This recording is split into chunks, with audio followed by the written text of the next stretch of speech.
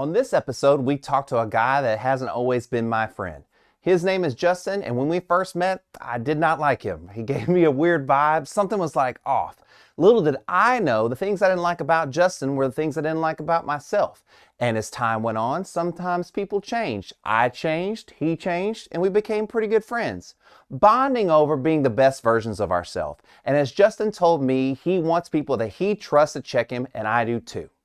We also talk about how you shouldn't judge people that drink H.E.B. Texas pecan coffee. Let's jump in.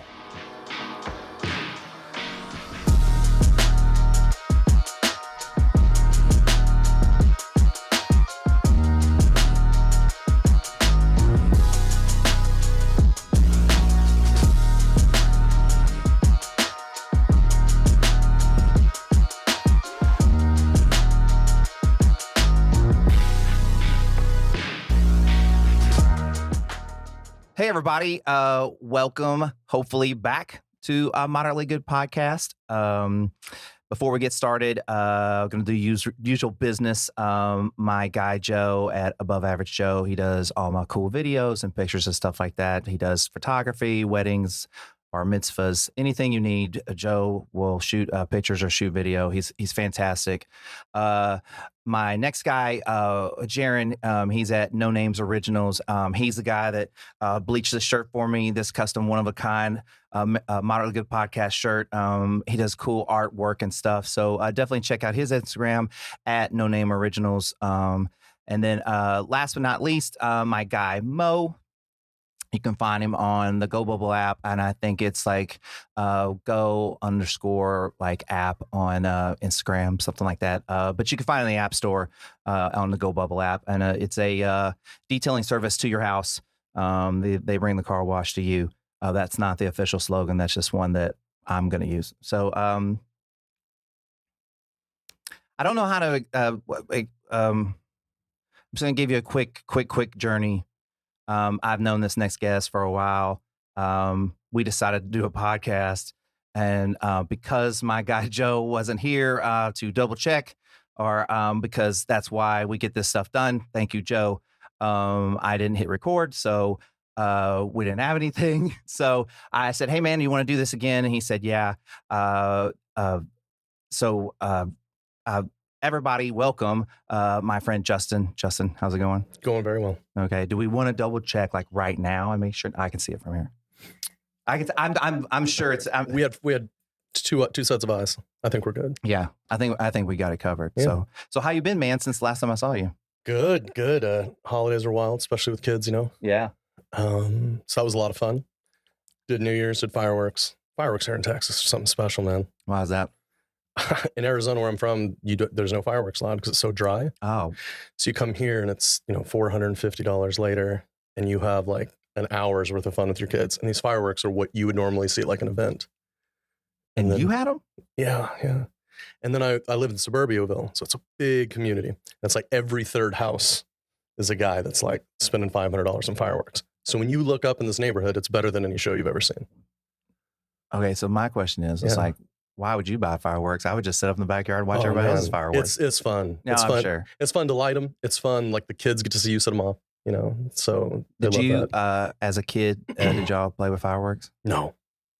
Oh, well, I mean, in Arizona, you're in Arizona. Yeah. So like, we didn't have them. As I was a kid, I don't even know if that's a sentence. As a kid, we played with fireworks a lot, mainly black cats and mainly blowing up shit. Oh, okay. Yeah. You know what I mean? Yeah.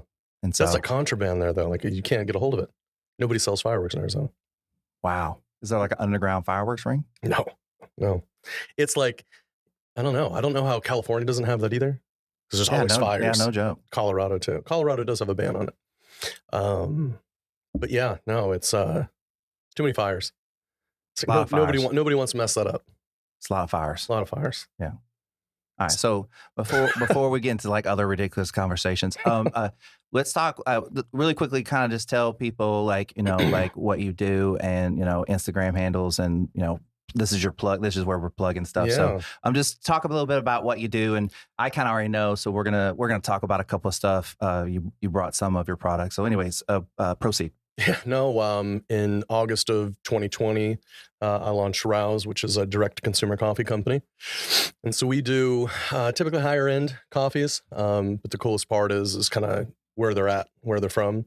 It's a big lifestyle brand, so it's a lot of hiking, outdoors, talking about different people, surfing, and things to enjoy in these countries where these coffees are from.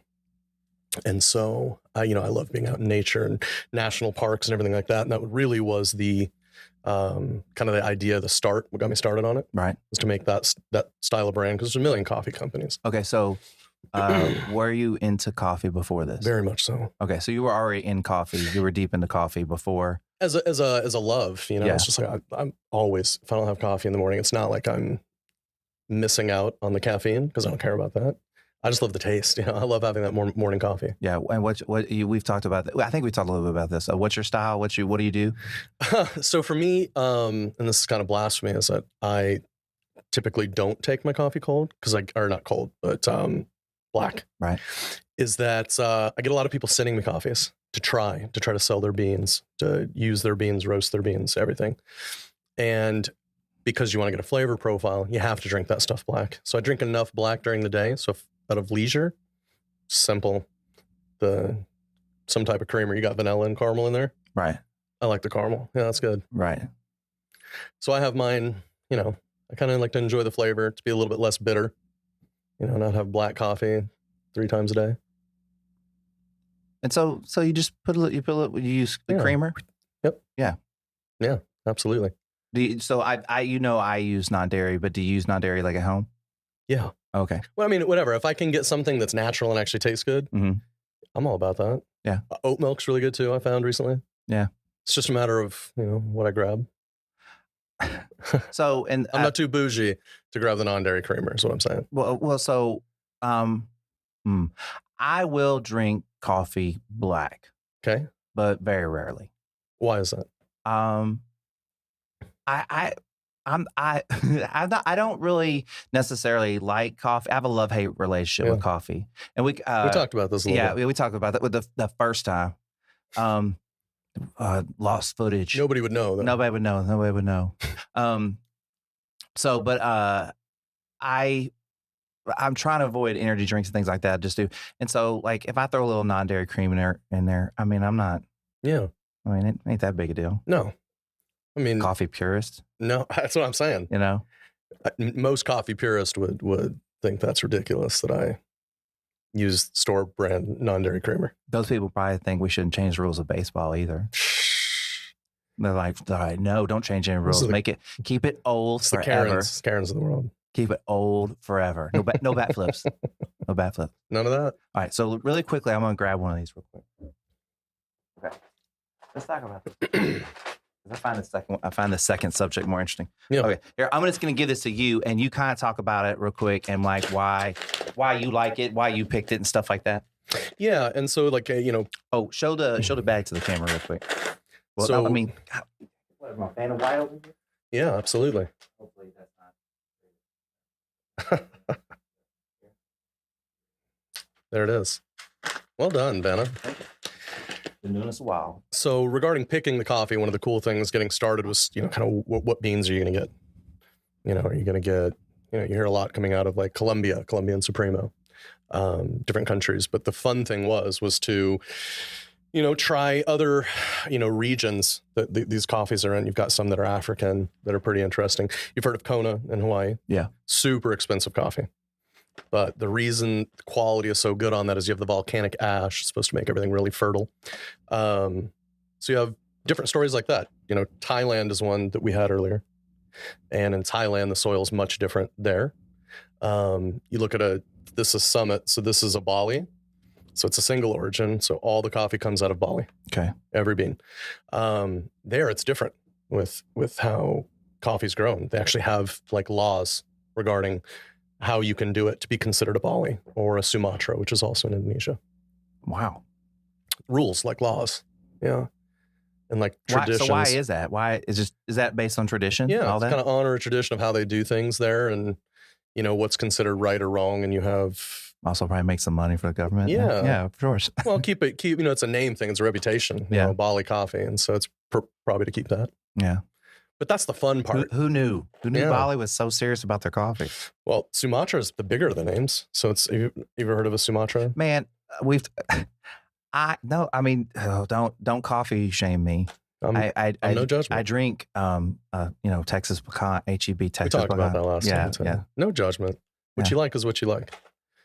Well, I mean, it's just like, once again, like it's just for me, it's like me trying to just kind of change my caffeine. Yeah. You know what I mean? Mhm. The way I drink caffeine. Do you enjoy a cup of coffee in terms of flavor? Do you enjoy when you have it with the creamer? Yeah. There are coffees that I enjoy that aren't exactly that, and stuff like that. Yeah. I try a bunch of different kinds, Yeah. styles, I guess, or whatever. And Right. so I've had a bunch of different kinds, but like at the coffee shop next to my gym, shout out to Coffee Shark, by the way. Their coffees, like just the way their coffee tastes and the way they do a certain thing, I Yeah. like it there, and that's all I get there. I don't even worry about ordering anything else. I try to order like something one time, and I was like, what am I doing? Right. Let's go back to my same one. What do you get? It is okay, Here we go. sugar-free vanilla latte Okay. with almond milk Okay. and light foam. All right. I mean, how bougie is that? I mean, it's a typical drink, It's like For you couldn't go to Europe and order that. That's the funny part, right? why not? Because there it's like you got one or two things. But Espresso, it's like espresso, or they'll have like a cappuccino. Okay, so like I went to Ireland, had coffee there, Okay. and there's just like a couple of kinds of coffee. Right. Also had avocado toast. It was really good. I think that might have been the first time I had avocado toast. Was at a coffee shop in Ireland. Maybe. Okay. I definitely haven't had a lot of avocado toast. I didn't even know that was a thing there. I mean, I might be making that totally up. No, I'm But not. I feel like we went to a coffee shop in the morning because Well, let me ask you a question. So the whole point is I might be confusing that with Colorado. it's all good, but when you went to Ireland and you had coffee there, how many options were there? Not very many. It's not like here. So No. it's not like, can I get light foam with that? So it's not that it's bougie. It's just what Starbucks introduced to the world. God bless. Oh, shit. Okay, anyway, so go ahead. Continue. So no, this is, everything on the bag and kind of going through what it is. Style of beans, Arabica. It's like if you had different strains of whatever, right? Same thing. Tasting notes here. Really the cool thing about coffee now, and here's what's wild, is coffee now is getting to like almost like wine. And you literally have like coffee sommeliers pretty much that are like, I'm getting notes of brown sugar or whatever. Here it's chocolate. Are they full of shit? No, absolutely not. I mean, there are people out there that absolutely could taste even just region where the coffee came from. Would you have any interest in doing that? Hell no. You know how much coffee you'd have to drink? I thought we just had to smell it. Does drink it too? No, yeah, you're judging. Do you know what my my kind of secret job that I would want to do? Please. But I want to. It's not a know. secret. It's not really a secret job, but like I would want to be a sneaker verificator. Like, like when you have to send your sneakers in for verification that show they're real. Okay. Right. I would want to do that. Yeah. Hell yeah. But I don't even know where you start to get a job like that. I don't know, but I think you would be like a master. Like, do I see your sneaker stuff all the time? I know, but I've seen what you've done with shoes. I've seen them all, dude. I don't pay that close attention like to my own stuff. Yeah. So I'm like, I don't know. It would just be interesting. I'm pretty sure if somebody was hiring to do that or even like contracting to that work, They're gonna train you. They might. How do you become a coffee sommelier? I don't know. Probably. How do you become a sommelier? It's a board certified thing, right? It's like they have a regulating board over that. So there's a regulating board over coffee? I don't know about that. I know about with wine. I would assume with coffee. I don't know. I don't think it's big enough yet. I think it's getting to that point. Maybe I'll come a coffee sommelier. There you go. But you have a love-hate already. Well, I mean, that doesn't mean I can't do the job. It's true. I can't. Do you think that I can judge fairly? Yeah. Yeah. You drink Texas pecan. I mean, yeah. I mean, I have great fucking taste. Yeah. Yeah. I'm going to get Texas pecan off the ground. Anyways, did you cover that one? What do you say? What's off the ground? Like, that wasn't a pun, a coffee pun. I meant like I was going to I'm going to keep shouting out the Texas pecan. It's going to just go through the roof at H.E.B. Yeah. You're trying to sell your coffee, and I'm like over here, I'm blowing Texas pecan all over the place. And nothing against that. Nothing against Texas pecan. No. No, but in terms of Rouse, my coffee company, Yeah, I would say like And y'all do not sell Texas pecan. we do not at all. We do have flavors, and that was something that I recently had started. And if it's done well, it's okay. Yeah, like there's one like have you ever had like Donut Shop? Yeah, I mean, I don't know what's wrong with it, but it's everything. not. Yeah, don't but like it doesn't taste. I don't like the taste of that, and I don't know why I like the taste. I think it's just it's kind of the one that I got with the most in the beginning, and I just stuck with it. Yeah. Shout out to 7-Eleven. They have great Texas pecan. We're giving everybody 7-Eleven, Texas pecan. We got this. Well, just name one Texas pecan after me. There you go.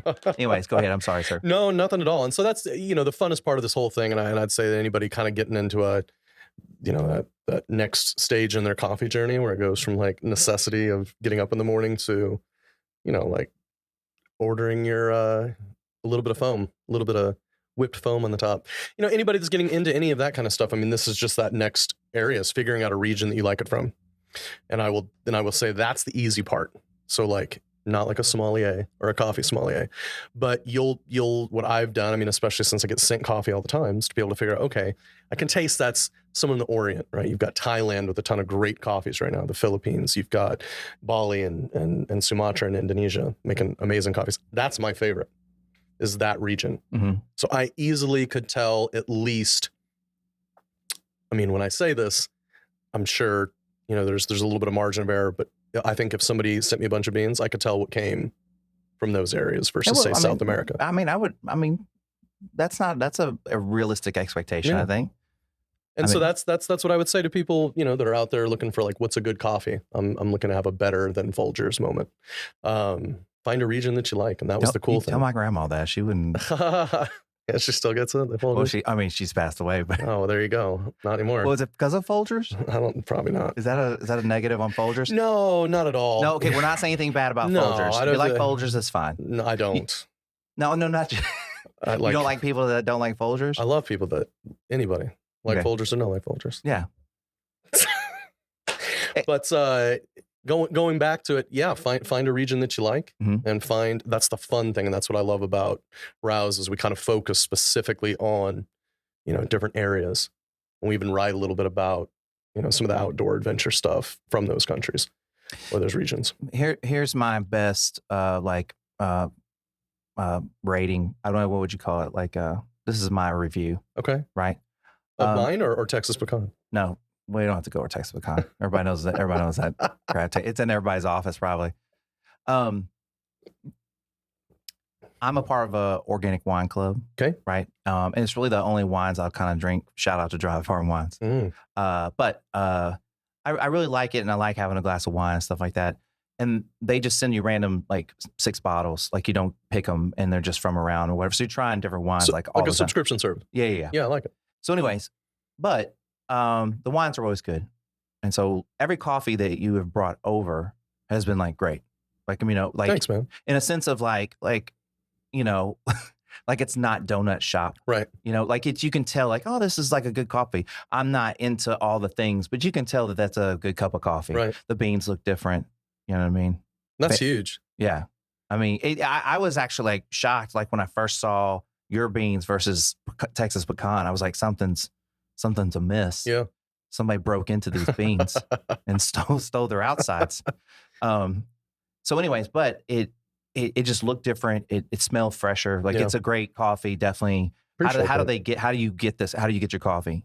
Only online? Yeah. It's direct to consumer. Okay. So, I mean, there's a couple of shops, like breakfast places in New Mexico and Arizona that are serving. And I've got another guy, good buddy of mine in New Mexico, that's got a little breakfast nook type place, and they're going to have my coffee out of there soon. Very too. cool. Yeah. So, but other than that, it's all online. Okay. It's www.rouse.co, not .com. So CO, not CO. Yeah. Somebody stole that in. Not CO. Oh, that's been around for a while. It's still, like just a new. So you've got like .org is for 501s or something like that. Yeah, the nonprofits. And so .co is just another like. How come nobody uses net anymore? I don't know. I'm not sure. You feel like net is sketchy? Yeah. It always felt like LimeWire days or something. It just feels like if you go to a website at this point and it's like whatever, it could be just like, I'm going to give you $1 million.net. You're like, something's going on here. Yeah. Something fishy. So that's why it's not rouse.net. Did you consider net? No. Did you apply for org? You have So to I've apply got them for all. I've got most of them. I've Nice. got all the domains. Because what you'll have is a lot of people that come in and swoop the name. Mm-hmm. If, and especially if you get big and make Hold it it big. ransom. Yeah. They do. They'll literally buy the domain name for super cheap. And then because there's a company associated with it wants that domain, like $4,000 is, so if I wanted to do rousecoffee.com. How much did they swoop in and get that one? Yeah. But they had it first. Oh, they did. What were they using it for? Nothing. They're just doing it to hold the domain. That's what people do. Is they'll buy domains specifically, and then as companies come up with that name. Wow. Yeah. So when like Apple first came out, imagine this is way back in the day. Right. There were people that were getting different types of domains, like Apple Watch, even before an Apple Watch was invented, because they knew Apple was something, and one day they were going to have something like that. Well, what is going to be our Apple? What do you mean? Like what we're going to buy some domains. You're going to ask me like what's Apple's next big thing? Yep. It's got to be something VR. You think? Yeah. That's where everybody's going. They're on Apple VR? Oh yeah. Okay, well we got to get ahead of them, man. Boom. Let's go buy it. What about but here's the funny Apple sex toys? Hey, you never know. They might get it. Times might change by the time we're dead. Yeah. Pass that on to your children. You go, here, hold on to this domain. Ella Landon, make sure you guys find this podcast, okay? One day, this is going to be worth something. Grandpa, why'd you write on a piece of paper? Don't worry about it. Just take it. She goes, nobody has paper anymore. Just take it. I don't have pockets on my spacesuit. Take it. Remember it. We went somewhere with that. What? You went somewhere with that. Yeah, here, hand me that coffee. Did we say everything about this coffee? Yeah. Okay, yeah, so man. That's my favorite. It's the Summit. All right. So this is where it's going to get interesting because I don't know why. I just thought of this the other day, and he obviously has already been doing it for a while. So this is a decaf. Yes, that's dusk. Yeah. Yeah. And you said to me, you go, I just love drinking coffee, but you don't want to drink caffeine at night. So you're just like, I drink decaf, and I don't know why that really. I mean, I probably had thought of it. But why it didn't hit me really at that point? Because I kind of like drinking coffee, and so you said this is the best decaf coffee I've ever had. By far. Okay, so you do a little, but I want you to tell me. Why it's the best decaf coffee. So what's funny is like there's almost, and even in the coffee community now, it's like with decaf, you'll see these memes that are like CC coffee community. Yeah, and you got all these like hashtag coffee or whatever, and you'll see these memes that are almost like I had to call poison control because I found out it was decaf or something goofy, right? Making an audacious statement that why drink coffee if it's decaf because it doesn't have the caffeine, right? These are the memes that they do with coffee people. It's almost like it's effeminate or like lame to drink decaf. And like I laugh, it's funny, but for me, especially with the amount of coffee that I can have in a day, especially if I'm tasting other, beans from other regions and things like that, I don't want that much caffeine. I mean, imagine 5 cups. Yeah. And there are people out there that drink that. I can't do that. Not a chance. That's why decaf's huge for me. Okay. So, why is this so good? Yeah. Why? Oh, you say why it's so good. I'll show it to the camera. Well, I mean, for me, it goes into the same thing. Instead of decaf normally being, something off the shelf, most places don't think of decaf when they're going for flavor as much as they would if it was, say, like a coffee shop. I feel like decaf is kind of like when they make, what's that wine where they just put all the crap wine together? Yeah. Like, is that a blush or what is it? What is it called? Chart? No. I don't know. There's like a real crappy wine that's just like, it's a bunch box of wine. Yeah, there you go. Like people can, it's like, that would be absolutely funny if you would just put the coffee in a box, like box wine. They have that. Do they? Yeah. I know, man. I'm so behind. It's all good. Anyways, go ahead. These are the ideas we wish we had earlier. Yeah. Well, that's why I was like, you got to think of Apple something. Yeah. So the cool thing is like now decaf, they have decaf from the same places. The beans, essentially, they're doing the same things. It's no longer like the box wine. You know what I mean? It's not like they're taking the crappy beans, sewing it together and saying, oh, this is decaf. And so this is, in my opinion, just as good. And flavor-wise, this is an Indonesian as well, a single origin. So it's not a blend. And so, and it's typically a single origin is considered better because all the beans are coming from the same place. Is that equivalent like single barrel, like Yeah, if whiskey? it's less, getting other coffees and stuff mixed together. Yeah. Okay. And so what's cool about that is that you get the same flavor in a decaf. And some of them sometimes can even be better. But yeah, so for me, like I said, especially at night or when it's cold, granted, as a kid, you got your cup of cocoa and it's cold, but man, I'm serious. Then you found like coffee creamer. You're like, fuck cocoa. That's right. And not only that, it's like, what was it? It got down below 30 this last week, which is absolutely bananas. But getting to go out and enjoy the cold with a cup of coffee, to me, there's nothing better than that. I love that. My favorite time to drink coffee is Sunday mornings before everybody gets up on the back patio, and it's just kind of like crisp, like, you know what I mean?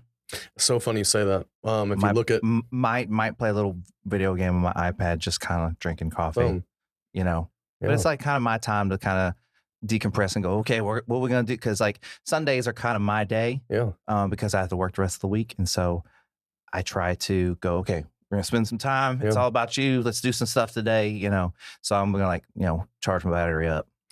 It's funny you say that like that, because for me, if you look at my story on my website, it's coffee becomes an experience. I want it to be an experience. And what really kind of got me into the business, I went from helping direct to consumer companies grow, you've got a lot of your brands out there that we would help with marketing and development and things like that. That's where I had first gotten into the direct to consumer world. And when I made the brand and I created Rouse, I talk about the story in particular. I was 16 years old.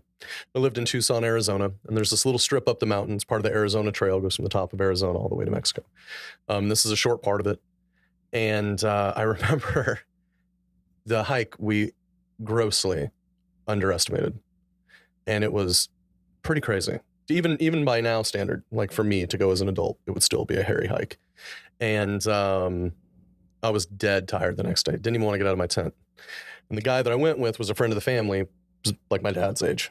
And so he kind of gets me up. We got to go. We got to get started.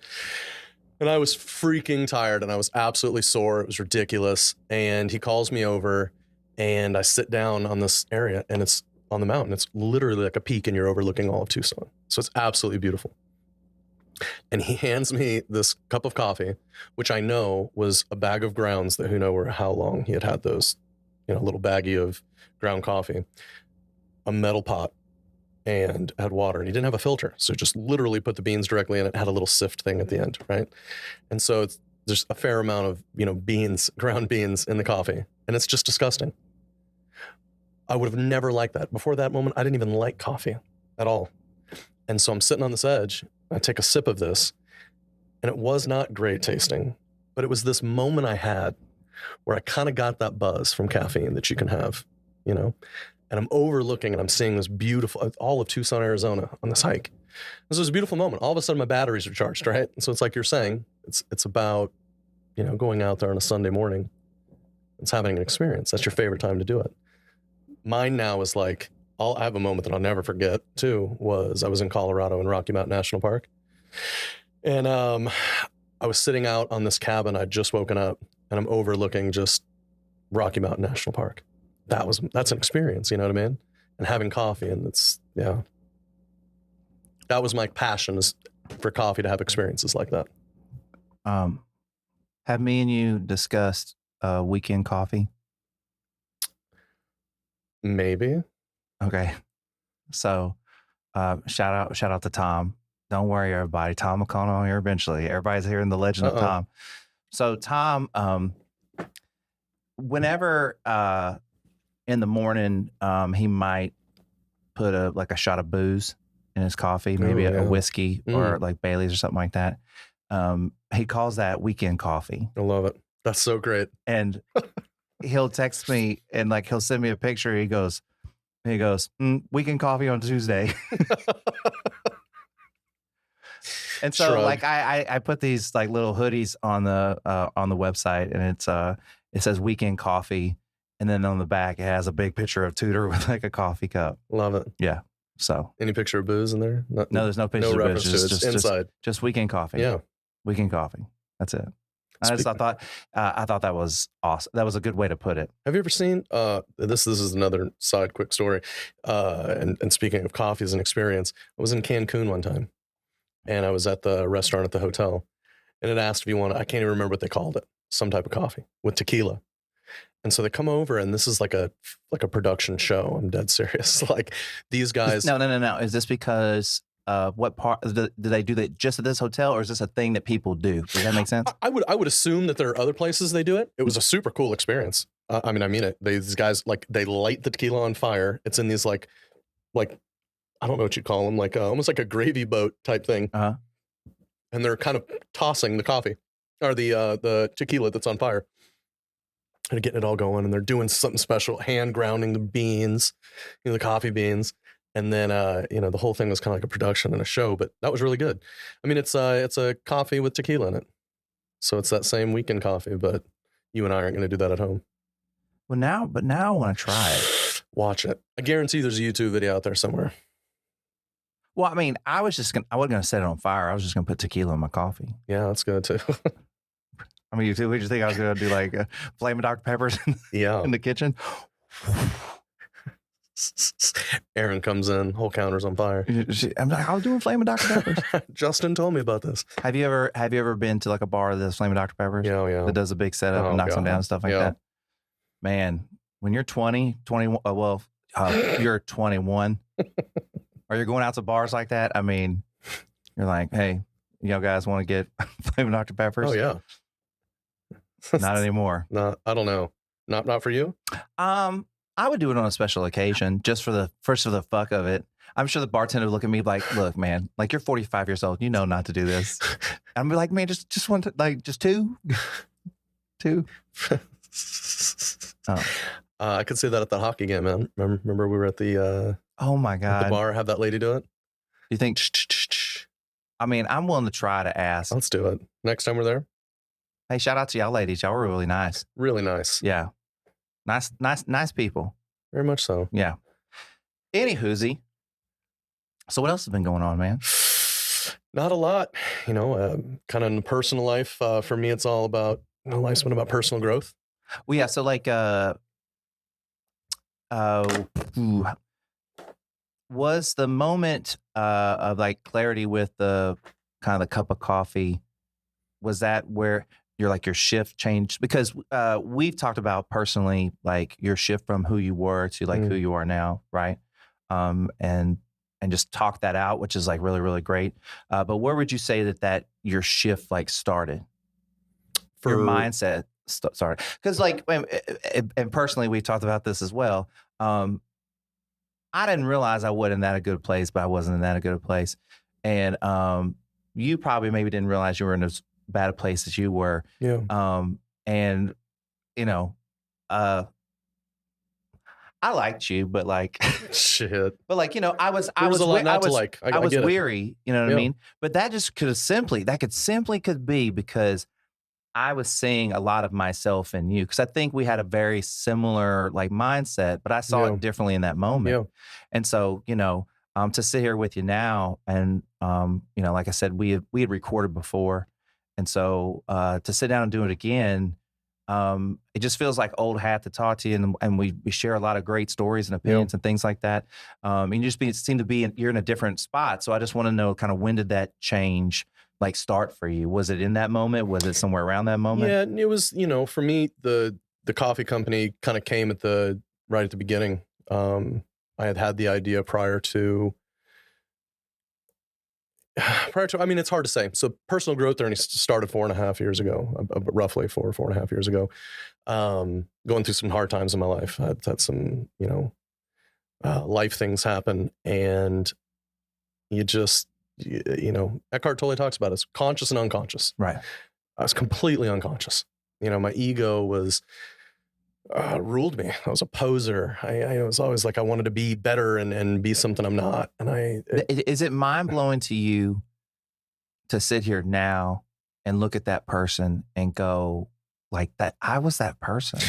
At first, man, it really was. And it's really hard to swallow the fact that you have this ego, or you can be narcissistic, or your intentions aren't true. Yeah. You're not being authentic. And like, you really, I look back on that and I go, man, I've apologized to a lot of people, Yeah. but like I feel really bad about the way I handled certain stuff and who I was at that time. But if you could have done better, you would have. Yeah, true. And so that's like, And it wasn't like I wasn't trying to do correct. better. Yeah. And that's that unconscious part, Yeah. for me is like, I look at it and yeah, man, especially in high school and stuff. And I was just there have been even, within the last decade, people that I've hurt or I've wronged or I didn't handle situations great. For a long time I was in sales and I truly had the mentality like if you were benefiting my life, like from, if I could sell you something or if you, I don't know what it was. What did you bring into my life? And if you didn't, it was like, you didn't matter. Can I be honest with you? Please. I felt that. Yeah, no doubt. A lot of people did. So let me ask you, what did you feel from me? Because I always thought you were cool. I'm gonna be honest. I'm not even saying that to blow smoke. You, to me, like, I don't know, like you embodied kind of this, like you did your thing. You did your own thing. But that, it came from such an insecure space. I can't even explain it sometimes where my mindset was at that time. So I was wondering what your read on that was. You know what I mean? How could I read yours when mine was bad? I think this is what's weird about it is I think we were very much the same. And so, I don't know, like, I think a lot of people are where we kind of were. Yeah. And I think it's really hard to make this journey. And I think it's always ever evolving. You're always going to have to move it forward. Yeah. It's never going to end, but you have to find the kind of, your combination of how to move this forward. Yeah. Because it's whether you want life to move forward, it's going. You can't get stuck, I guess. Something wild is, so like, I don't know what your take and thoughts are on this, but like, psychedelics are pretty crazy and instrumental in my personal growth journey. So speak to that a little bit. Cause I'm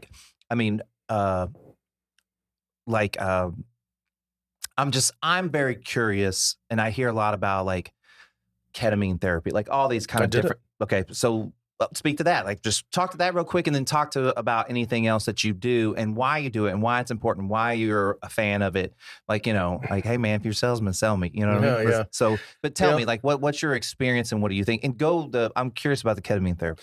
So the first time I ever did it was MDMA. This was Molly. And I did it not in necessarily a recreational sense. But I wasn't doing well. And I had a buddy say like,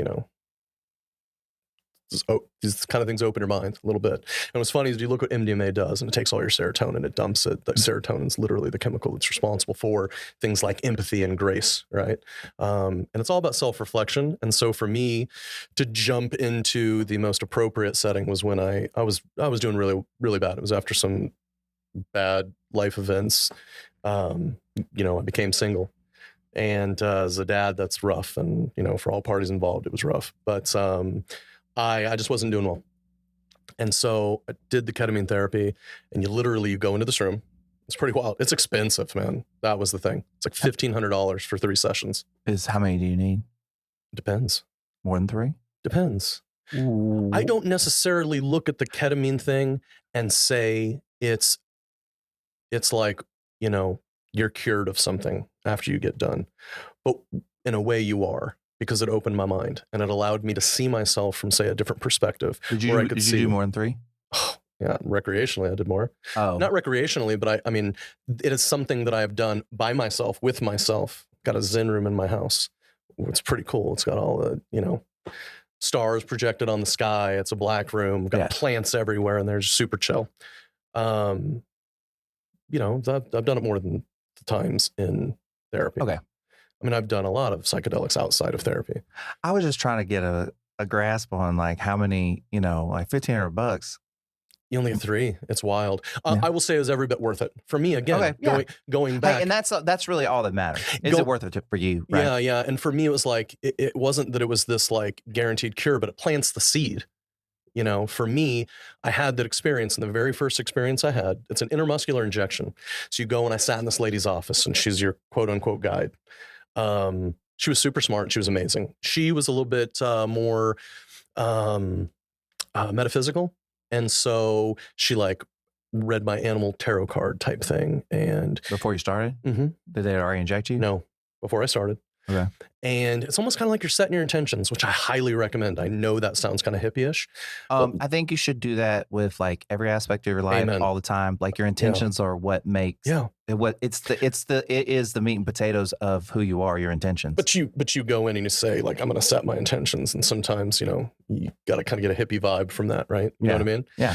But really, truly, I mean it. And so, especially with things like psychedelics, but I went in and she gives me an intermuscular injection. There's like a bed, and it's kind of like a small bed that's on the floor. And her room's super peaceful and cool. She puts on Indian flute music, and ketamine is one of those things like you're not visually seeing it. It's your mind. You're seeing it kind of like a dream. And ketamine is a dissociative. What's funny is it's an FDA approved anesthetic for children. That's why it's like so funny, because back in the DARE days, it melted your brain, and it's a horse tranquilizer, and all these kids are out there, and which is true. They're out there using it with alcohol and stuff like that. Damn. But it's so funny to me because, this is something now that is used in therapy. I have my first session.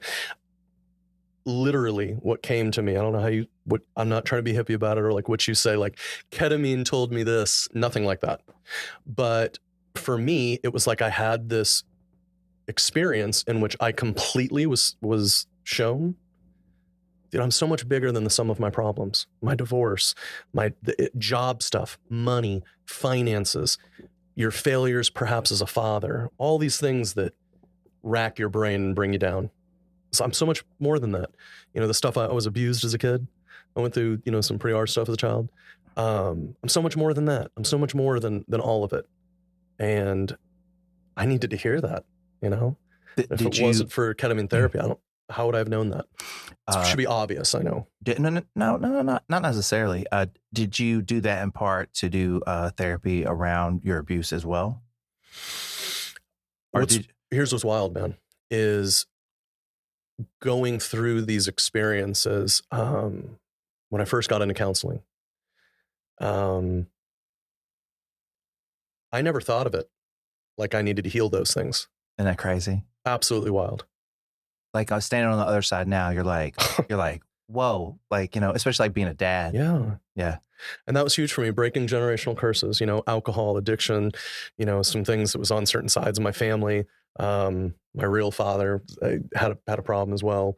It was my stepdad that was abusive. But it's one of those like things that amazes me that people can still have the mentality that like therapy and counseling is for women or pussies. You know what I mean? Or just a negative connotation to therapy. That's exactly. Yeah. Like it's effeminate, or it's like a sign of weakness and all these other things. Whatever you want to use. Yeah. Whatever and essentially not necessary, because I don't need that. Yeah. And how you describe that. From my family's perspective and the way I grew up, those were those things. Effeminate, it's like feelings are for, and I literally got told this as a child, like feelings are for, women and pussies, you know what I mean? Like pansy guys, like. I started therapy like really early. I feel, well, I don't know if it was early, maybe not early anymore, but like I was like 20, 21. Jeez, I wish I would have. Right. But like nothing was sticking at all. Like nothing was going. You got to be ready. Yeah. I wasn't ready. And it took like a long time. Yeah. Like a real long time. Well, to follow up with that, think of this, man. I was 34, 35 when I started. It's the first time I've ever done anything about the stuff as a child. So yeah, like I wasn't ready. How old are you now? 39. Yeah. I wasn't ready, man. I didn't, until that moment. Things could have been bouncing off me too, and like not even caring. I don't know, like, I don't know how to, like, tell me if this is true. If you do therapy long enough, you should have some aha kind of moment. I would hope. Okay. Now, you might not, Mm-hmm. which doesn't mean you shouldn't be doing therapy. It means you should be doing therapy. You should be doing therapy to have an aha moment, to learn to kind of manage that these things that you came to doing the like ketamine therapy. Yeah. Like, does that make sense? Yeah. I know people in therapy, it would be egotistical of me to say that they're not getting help, or they're not responding well to it, or they're not getting out of it what they should. That's a judgment on my part. But I would say this, if somebody humbled themselves and said, I'm in therapy and I'm not getting anything out of it, I think we should be seeking those aha moments, right? I think that's life's purpose, is to find those aha moments. And so you're going to therapy for a reason, right? Unless you're being forced to, or it's like, I don't know. Even if like I can't off the top of my head think of a condition in which you're being forced to go to therapy. Right. But even if you're being forced to, just go, why wouldn't you? Someone like, you're not paying for it. Somebody's forcing you to go, just go anyway. Yeah. I mean, what else? Like, if you gotta go, why not just be present and do something with it? Do you know what I mean? Because we're unconscious, right? Yeah. And that's kind of that conscious unconscious thing. Totally talks a lot about that. I can't wait till I start watching. What's it called? You told me to watch it. Oh my gosh, the guy's name. Crap. You know his name. I'll come back to it. Yeah. But I'm reading a book. Totally. Anything about Totally. New Earth is what I think you should start with. It's already on my audiobooks. So I already put it on there. It's all that's what this is. That's this journey Ted towards Lasso. You gotta Ted watch, Lasso. You gotta watch Ted Lasso. Right. I knew I'd get it. Right. It's this journey back. It's, to like being aware and conscious, where our entire lives aren't spent in the past and the future. Before all of this, the ketamine, before the counseling and the therapy, I lived 95% of my life outside of right now. It was anxiety, which is the future, right? Right. It's also what comes with that too, is if I can just get to this point, if I can just get this job, if I can just get this promotion, if I can just find love, if I can just, whatever it might be, I'll be happy. That's that future portion. Or it's dwelling on things like, here comes the accountability. It's super funny when you get into the personal growth stuff. It's very easy. They start telling you in the beginning, you want to talk about your feelings and you want to recognize why or how those things influenced your behaviors. Now that's the way we correct it. But then on the other side comes the responsibility, and it's not about talking about those things all the time, not about using those things to say like a crutch for the way you are. Right. Example. For me, I need to stop talking about the way life has wronged me and stop using it as a crutch. So for me, it's like, I could say the stuff that I went through as a child. It is, I don't want to let that stuff dictate the rest of my life. And so I got to stop talking about it. It's kind of that accountability portion. Do you feel like that is part of the process, or like that kind of is the process? Yeah, like, I think it is. It's definitely part of the process. Yeah. Don't bring that with you. Right. It's like if you have something negative like that in your life, every time you bring it up, it's like you're picking that baggage back up again. And then at some point you drop it because it kind of falls out. But then when you go back to it, it's like you're picking it right back up again. Yeah. Just let it go. Leave that bag at the train station. Don't even mess with it. Yeah. Don Miguel Ruiz wrote the 4 agreements. He talks about it. Tole talks about it. I hear a podcast all the time. Presence. You talked. I loved what you said the last time we were here about what do you do? I'll ask you, what do you do with your phone when your daughter wants your attention? Oh, it's not out at all. At all. Ever. I do take pictures of her occasionally. Yeah. We don't put anything on the internet. Yeah. But I do occasionally want to take a picture of my daughter so that we can have it. But for the most part, and when she recognizes it out, I definitely put it away. So like if I'm trying to take a picture and she's like kind of like, give me, I'm just like, I just put it away. Yeah. You said that the last time we talked with like such, like it wasn't even a question. It was it's not a question. I admire that. I'm addicted to my phone. You know what I mean? And so for me, and I've been told by people, my mother, other people in my life. And so for me, it's like my daughter calls me out on it. I don't like that. It's that presence. I want to be present in the moment. And so that's kind of my area of work right now. So that for me ties into all these Don Miguel Ruiz, all these other people that are talking about being present. That's the zen. That's that personal growth. That's where the journey is supposed to lead to, in my opinion, because there's no room for ego if you're present. If you're truly present with somebody, if I'm present with you here and we're having a man-to-man conversation about anything, some of the stuff we talked about where you've even said, hey, what are your thoughts on this? And it's relating to something I did that I probably shouldn't have, right? Like, in my opinion, that's where I achieve to be, is that place where I'm present in every moment. I'm not worried about what's happening in the future. The anxiety about money, the anxiety about love, the anxiety about your whatever is going on in your life. And I'm no longer dwelling on that past. And that's that part I brought up about my childhood. I don't want to dwell on the past any longer. Anybody that's wronged me, who are we the worst judge of? Ourselves. So like, I'm tired of doing that. Look, it is never wrong to tell the truth. Ever. But there is a way you need to deliver it.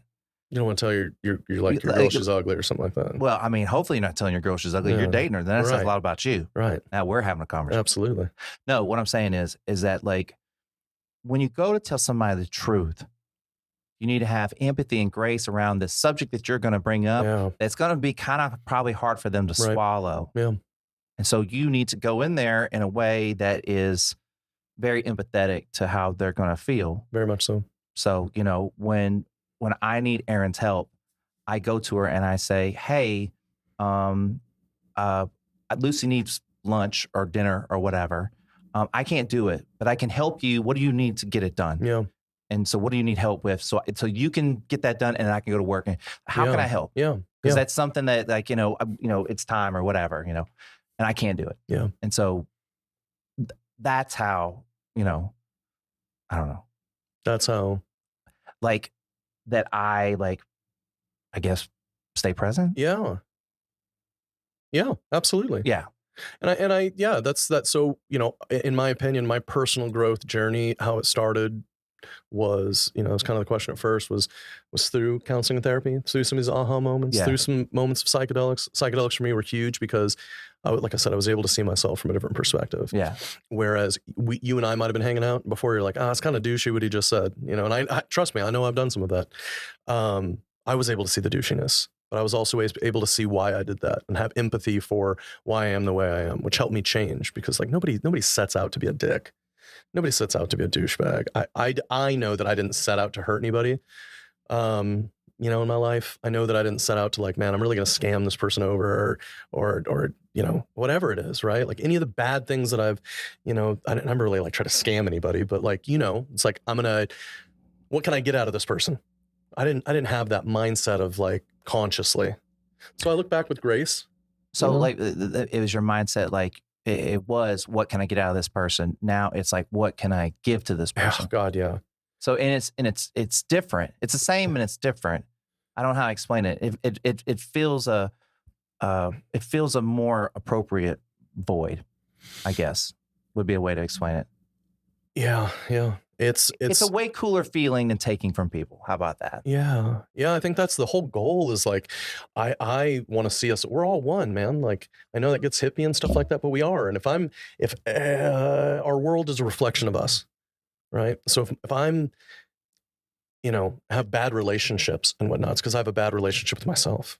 Yeah. If I have, you're the common denominator, right? Amen. And that's like, you got, I was kind of my words to myself because I need it daily. But if anybody asks me for advice ever, or there's ever like a, what should I do moment, I always want it to be on me.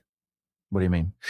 I want to be able to like, if the people around me are terrible, I want to be good to everybody because you're not going to correct it.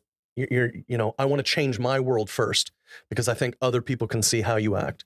Other people, kind of be that light type thing. But I'm not even taking that from an ego standpoint. We're like, I'm going to be the light that saves them. It's more of like, somebody's got to be light. Well, here, take this. You've heard the thing where it's like you have a crappy day, you stub your toe, you're pissed off, you're running late, and so somebody cuts you off. You flip them off because you're already in a pissed off mood. You flip them off, and they get all angry, and they go home and fucking I don't know, beat their wife, or they have a shitty day at work. Or, Jesus, like aggressive fast. Do that chain, right? I'm just kidding. So like he does that. He gets in a fight with somebody. He loses a job. Now he's beating his wife. Yeah. Right. Okay. Yeah. He didn't just like go home and beat his wife. We would never say that. Never. Yeah. But one way or another, we see the effects and that butterfly effect of how, things can happen, and it's these chain reactions that go off. I can tell you it has happened. How many times has somebody cut you off and you got really pissed off? How many times did somebody that you knew was having a shitty day at work? It wasn't just that they didn't like you. They're having a shitty day at work, something in their own home life, but then it set you off, and then you go home and then you're arguing with your spouse. And, or for me, I can tell you when I get in fights with, like people, or arguments or disagreements, it takes away too from like how I am with my kids, because I'm stressed. This is going to sound really stupid. Please. Well, I got 2 examples. Okay. My first example would be like, you ever seen a movie where like somebody gets infected and they infect somebody else and they infect somebody else, right? And then usually like how they reverse it is they find somebody with a cure, and then that person infects somebody else, then infects somebody else, and they reverse it back the other way. Yeah. Like that's example A. Example B would be, do you ever play that video game where like you would jump a person, and then the next 2 blocks would be their color, and then they go back and forth. You try to take all the color blocks or whatever. It goes both ways. It does. You can be the one person that affects the next person to make it positive. You can be that person. Yeah. But it's not that action's not about you. That's about everybody around you, taking care of everyone around you, affecting your circle around you, right? Or you can let it go the other way. Right. You can let the people outside of you affect you, and then you can turn to the dark side. I was unconscious for a while, and the things that I did, the programming. I mean, I took out a lot of my childhood and stuff on other people, and relationships I took out on other people. That makes sense though, right? It does. Yeah. And so I figured I've spent, let's just call it 30 years to say, because before I had my little awakening and whatever you want to call it, to get to the point where I'm at, where I just want to be a better human. I think I've spent 30 years unconsciously infecting, so to speak, other people, and I really, really would just want to spend the rest of my life. I think I posted something as a story the other day. There was this guy, and it was this Hispanic guy, and he's down in Mexico, and this lady just looks, she's an older lady. You could tell she had just worked herself to the bone, is selling strawberries. And he goes up and he's speaking Spanish to her, telling her how beautiful she is, and I'll take all the strawberries you have. And in the end, he pays her and says, I want you to keep the strawberries. I don't care about the video. I think that stuff's kind of cool. What I care about is that woman's face, man. To see just her face and her awe and shock. I'm sure you've done it. You ever given a homeless person money, or ever done, I know in your life you've done like one thing that like somebody was just so grateful for. It's not even the grateful part of it. It's just like, sometimes I just get kind of spirited to go, I'm going to make somebody's day different today. Yeah. Or try to make it like better. And so like, an example, like when I got in an Uber with Joe, and the guy's car, we get down the street, we get to the first stop sign, and it's like, and I was just like, hey man, like, like, are your brakes cool? And he's like, yeah, I got to get replaced. I was like, yeah, you do. And so we're talking about like he's got like this cousin that's going to help him replace his brakes, or I don't know, he's got to take it, but he's got to get money. And that's why he's driving, whatever. So like, when we got to the spot, I gave him $20 cash, and then I tipped in $20 on my man, and I said, hey man, get your brakes fixed, but like, like that guy, like he's trying, like, and I have the ability to help him. Yeah. And so I did. And like, I try to look for opportunities like that. And like, I don't post anything. I don't talk about things. Me talking about it right now is just a fact of telling a story. Well, but like, I mean, I think I'm glad you did. I mean, it's fun. It's fun to like genuinely help people. Right there is my whole point. I mean, fun sounds so like No. It's great. It's a great feeling. We got started on this conversation because I was going around to like, what? Like, yeah, and then I took us off on some crazy tangent. I love it because we got to dive into it. But like, what makes you happy, and like what makes you, like, what brings you joy and stuff like that. And I'll tell you what, man, if I can spend any portion of my life, and I can bring the happiness that guy in that video I posted brought to that woman, that's a life well lived, man. I mean it. The happiest times of my entire life when I had just sheer joy was when I was doing something for other people. So let me give you a little, like, this is my little, I've talked about this before, but you can kind of almost do that all the time. Yeah. And like, example, you go into a gas station, you're going to get your protein bar, your water or whatever. And, just like ask the lady behind the desk, go, hey, how you doing today? Man, I love it. And if she's like, that'll be 2:48, go, okay, well, she didn't want to talk about shit. Yeah. But if she's like, oh, like, I just got in, well, what time's your shift start? Oh, how long you working? I mean, like, just be a human. Yeah. Like, talk to somebody. And like,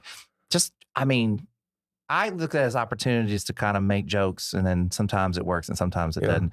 But I'm just interacting. And like, a lot of people don't know or don't want to interact. And so I don't force them. Yeah. But some people are just are genuinely, they want people to talk to them. Then just nobody kind of talk with to the bartenders, remember? Yeah. Yeah, I love it. That's one thing I like, not to blow smoke, man. That's what I love about I think that's so funny because you do talk to random people and you'll be. Well, they're just absolutely. people. Yeah. And we lose sight of it, we lose sight of it because it's all about us. I mean, Leo Capro puts his pants on one leg like everybody else. I don't know who you're supposed to use, but like, it's kind of like one of those things. Like, I'm just trying to live. Yeah. What you're doing extra. I don't feel like it's extra. I you only are, do it. my man. Hang on a second. Excuse me. I only do it when I want to. Sure. I don't do it all the time. Maybe like you've seen me all the time because you see me. A lot of times if I'm going out, I'm in the mindset of going out and I'm going to just kind of be me and be out and try to meet people and, and just have good conversations, stuff like that, interact with humans. That's why I'm going out. I don't I have someone that I love. I have my kid. I'm not out because I'm out like doing anything. Right. I'm just out to be around people. So I go when I want to go, or like when I obviously can go, but when I feel like it. If I don't feel like it, I don't go. Yeah. I don't feel any pressure to go and do anything. Well, let me ask you this though. When I'm talking overarching story here, is like, well, why are you doing this podcast? You told me about it. You know what it means. What you've talked to me about like future plans you have, potentially coaching or something. Just stuff. And so, real quick. Yeah. For me, you are doing that extra. It's not just living your life. And it's something that like Tole talks about in A New Earth, what a new earth is and what peace and Zen or heaven, heaven on earth. It's in the Four Agreements, kind of talks a little bit about it. It's already here. We have access to it right now. This heaven is an idea of like, again, if I can just do this, if I can just get to that, I don't want to get religious on it or anything like that, but I believe that heaven and hell are experienced already. The in hell is the unconscious portion. And the heaven portion. I'm not saying that there's not even something better beyond this, but happiness is accessible now. And I think that Tole talks about in the book about we're getting to this point where people are becoming more conscious. And so these little things you're doing, having this podcast, talking to people like you do, being, friendly and whatnot, all these little extra things are things that are spreading that good word. And in my opinion, yeah, you might not have talked back to that lady or whatever that was like, that's 284 or whatever, but maybe just the fact that you didn't fire back at her. Like, why are you being a bit, why are you being mean? Why are you being rude? That alone prevented her from having a freak out and going home and beating her husband. Well, there's a lot of beating going on, like all this underground beating I didn't even know about. I'm just glad to be in a safe relationship. Yeah, amen to that. The only person that beats me is my kid. She'll just come over and she'll just go. Do you get a lot of the knees to the groin? Oh man, it's a thing. Look, it's like no matter where she jumps from on the bed. Like if we're on the bed together, she can be in the far corner, and she will jump and just land with both her feet like right between my legs where she shouldn't. Yeah, every time. Oh yeah. I mean, if you were trying to blow up the Death Star and you had one shot, like it's like she's like just every she's single the pilot. She's Luke. She's Luke. And she's like just using the Force and just the Death Star both Death Stars. Both Death Stars are blown up. It's amazing. But yes, kids like she has a unique way of always finding that. Yeah. So our tangents are amazing, by the way. Yeah. Well, it's all my fault. Yeah. So anyways, what were we talking about? Consciousness, that to me is like it started out as a personal growth journey, and now it's almost like, and I don't want to be the guy that's like new age culture woke, that kind of stuff. I don't want it to be that way. I really want to remove all the ego and myself from it. But I do want to spread that. I want people to find what I've found. Oh, I remember we were talking about you were complimenting me. You can. Let's go back to that. No, Tell me more. Go on. Tell me more about myself. Stop. No. Stop. Okay, keep going. No, yeah, for real. No, look, I just know that I have found some level of peace that I'm really happy with. Yeah. I want other people to experience that. It is actually possible to be in a good mind space and not be stressed, have anxiety. Like I've had all those things. Mm-hmm. It is possible. And it's not like it doesn't happen anymore. Like it does happen at times, but like I'm just in such a better place. And I just want people to know you can do that. It's possible. These are the things that people do. Like, you know, at the end of the podcast, we always kind of talk about, and we'll do obviously like, you know, what do you do to help your, you know, Zen, blah, blah, blah, whatever, meditate. How do you create moderation? We'll talk about that. Like it's possible. Mm-hmm. And a lot of people that come on the podcast give a lot of really great examples of that and different stuff. And I talk about how video games sometimes can be that for me. Like, you know, you have to find ways to have things for yourself that are yours. Yeah. Like, you know, I don't know.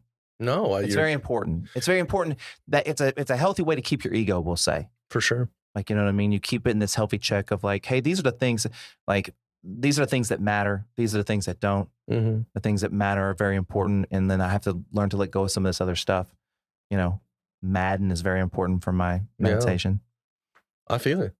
You know, I think we got in this last one about like what meditation is to some people. And in my opinion, I think, you know, some people can work out and it's meditative. Some people can play Madden, it's meditative. Some people, I think reading books is very meditative. That's mine. Yeah. You know, I mean, listening to podcasts can be meditative. Yeah, especially good ones. Yeah. I mean, you know. Moderately good ones. Just moderately good ones. You know, but I just think that, you know, when you like talk to couples that have been married for a really long time, they just talk about how like they do have like stuff together, but they have stuff they do on their own that's very important to them. And that creates moderation and balance. Yep. And so that's what I work on, is just trying to have stuff that's for me, stuff that's for my family, stuff that's just for my daughter, so that I don't feel like I'm stretched really thin. Yeah. You know what I mean? I'm setting aside time to do these things so that I can be moderate and spread it evenly and not put too much here or too much there. Yeah. But you have to be selfless and no ego. You have to go, what is important right now? What's the most important thing? Talking about like my phone. If it's a choice between my phone and my daughter, I'm gonna pick my daughter. Yeah. That's the most important thing. It's not even I don't even have to think about it. It's so easy, but like, you know how big of a problem that is across America? Oh yeah. Just like, that specific with children and phones. And I'm a big part of the problem. Your kid, like my daughter already wants to do everything that we do. Yeah.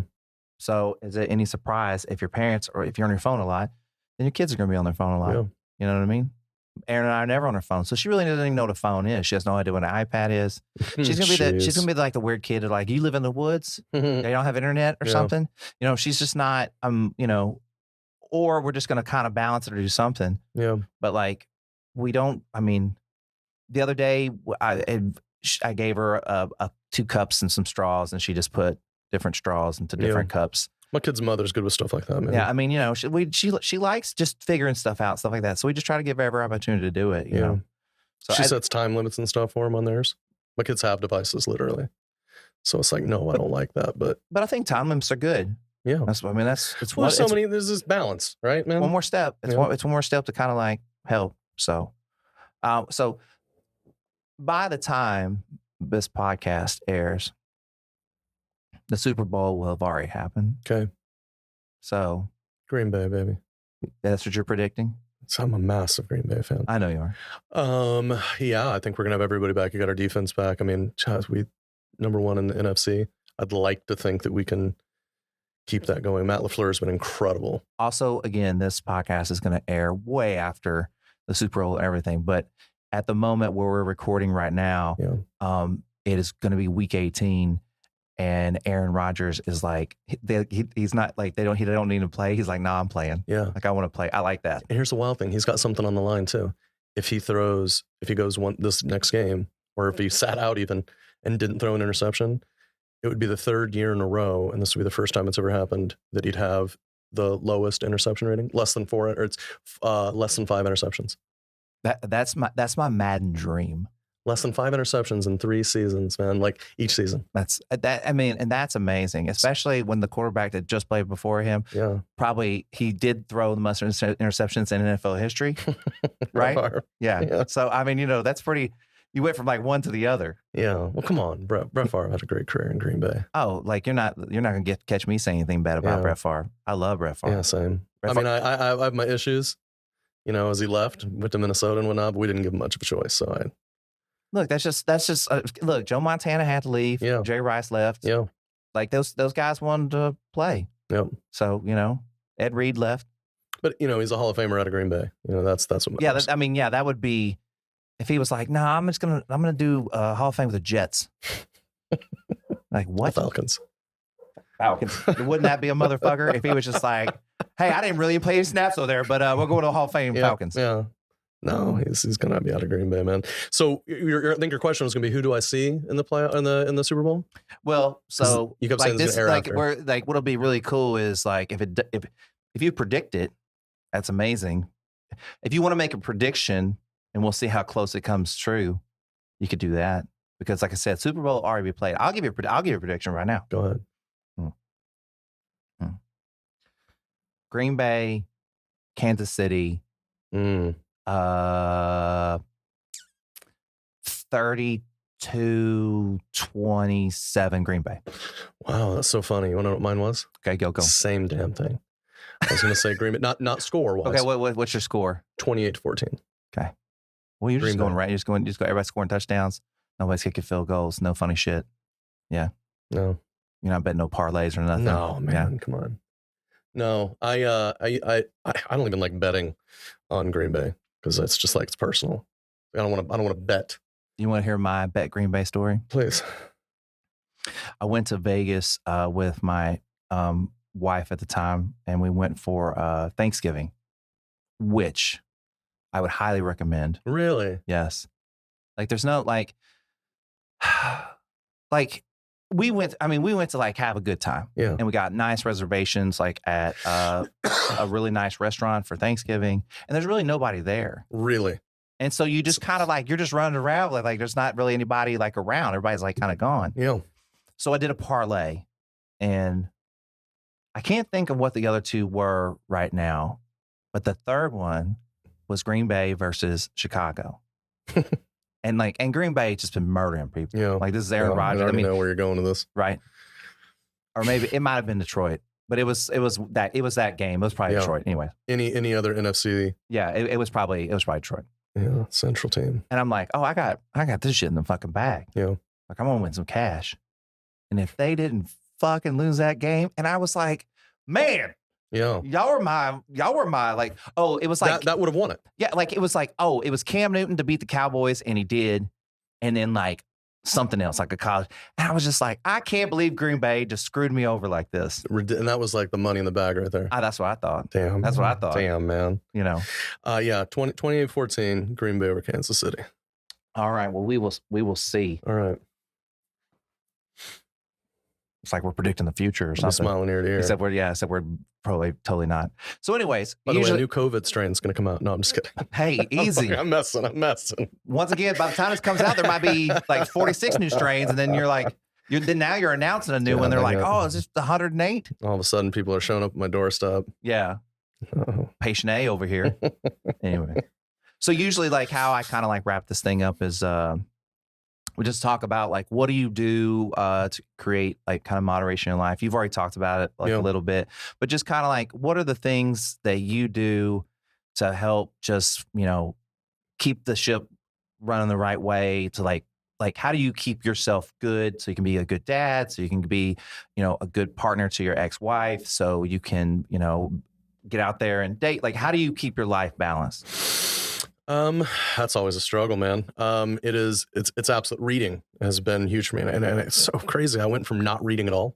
I hated reading. If it wasn't on a movie or a show, I couldn't listen to it or something. Never. And really quickly, audiobooks. I do both. Okay, I only do audiobooks. I'm kind of like decaf coffee drinkers. Yeah. I'm those people they talk about, but I don't really care. Audiobooks work so much better for me. I don't know what to tell you. Like, it just works for me. So like, it helps me read books. Like, what are you? So I can't, I'm typically doing 2 books at a time. Mm-hmm. I have a book club it's kind of cool. It's for guys and we talk about everything, you know, I mean, it's like the feelings and stuff like that. It's all about personal growth.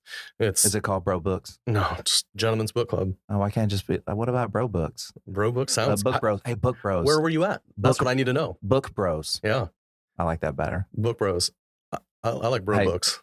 Either one, go save all the .coms on those. We don't need Brobooks.com. We can't do brobooks.co. Done. No, we can't have it. Org.